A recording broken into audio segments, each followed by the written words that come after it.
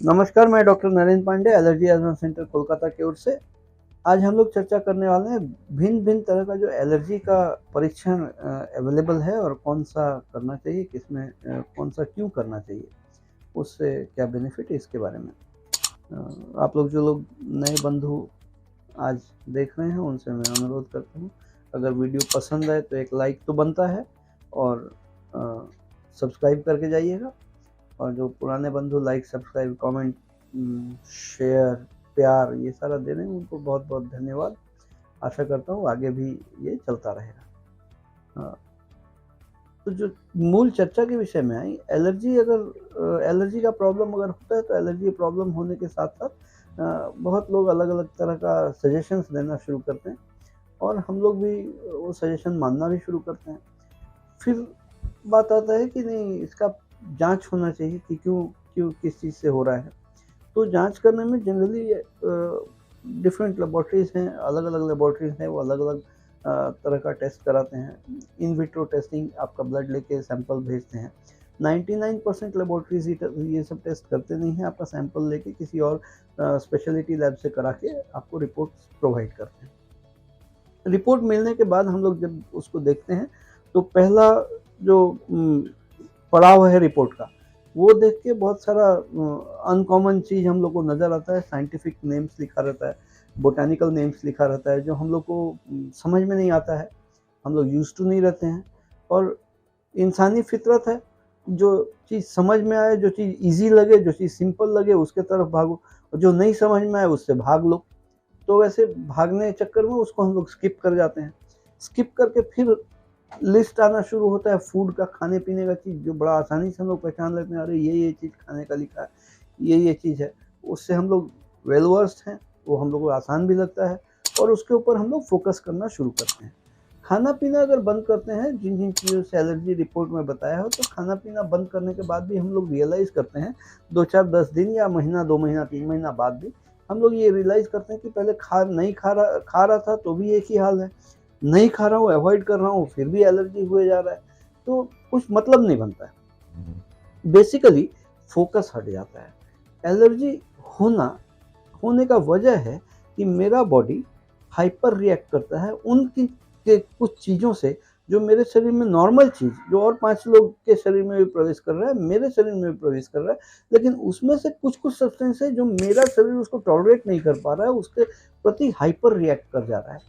तो ये hyper reactivity जो हो रहा है मेरे शरीर के अंदर में, तो वो किन चीज़ों से हो रहा है, किन एलर्जन से हो रहा है। अभी एलर्जन क्या है, जो नॉर्मल चीज़ मेरे शरीर में प्रवेश करता है। प्रवेश पथ 2 है, एक खाद्य पदार्थों द्वारा शरीर में प्रवेश करना, खाने-पीने की चीज़ों से शरीर में जाना, और दूसरी हम लोग के रेस्पिरेटरी ट्रैक्ट से सांस-प्रश्वास लेने छोड़ने के माध्यम से जो चीज़ें हमारे शरीर में प्रवेश करता है। क्योंकि रेस्पिरेटरी ट्रैक्ट ही एक ऐसा लंग ही एक ऐसा ऑर्गन है which is the largest organ ever exposed to the atmosphere. हम लोग जो भी सांस लेते हैं, बिल्कुल लंग बिल्कुल खुला ऑर्गन है, बाकी सारा ऑर्गन्स इनकैप्सुलेटेड है, लीवर है, किडनी है, हार्ट, ये सब बंद है, लेकिन लंग एकदम ओपन है। तो जो भी सांस हम लोग लेते हैं, वो सांस के साथ बहुत सारे माइक्रोस्कोपिकल पार्टिकल्स, पोल्यूटेंट्स हमारे शरीर में प्रवेश करता है, और मेरे लंग के अंदर मास्ट सेल बैठा रहता है, जो रिसेप्टर सेल है, उसको रिसीव करके एलर्जिक कैस्केड तैयार करके आईजी को रेज करके टारगेट ऑर्गन में भेज के एलर्जीज क्रिएट करना शुरू करता है। अब रहा सवाल कि हम लोग सांस लेते हैं 24 घंटे में करीब 10,000 लीटर। खाना हम लोग खाद्य पदार्थ दिन भर में 2, 4, 8 तरह के डिफरेंट 2, 4, 8 बार खाते हैं, different divided quantities of so many things, बहुत सारी चीज़ें हम लोग खाते हैं।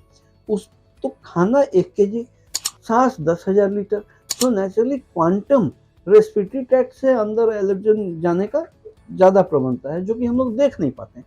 खाना तो हम लोग देख पाते हैं, अवॉइड करना शुरू करते हैं, तो अवॉइड किए तो कितना हमको रिजल्ट मिला, 0.01%, 0.001% ही हमको रिलीफ मिलेगा, अगर 100% अवॉइडेंस किए तो भी। तो 0.001% इतना थोड़ा सा रिलीफ लेके हमको बेनिफिट क्या है। इसलिए हम लोग को फोकस और टारगेट शिफ्ट करना होगा रेस्पिरेटरी ट्रैक्ट के ऊपर, कि सांसों से जो एलर्जी अंदर जा रही है उनके खिलाफ हमको सेना भीतर भेजना है। तो वो भेजने के लिए पहचान करना होगा, कारण पता रहेगा तो निवारण होगा। इसलिए हम लोग को चमड़े में जो world standard gold standard of allergy testing है, हाथों में, चमड़े में एलर्जी का जाँच करना, जाँच करके पता लगाना किन-किन चीज़ों से कितना परिमाण में एलर्जी हो रहा है।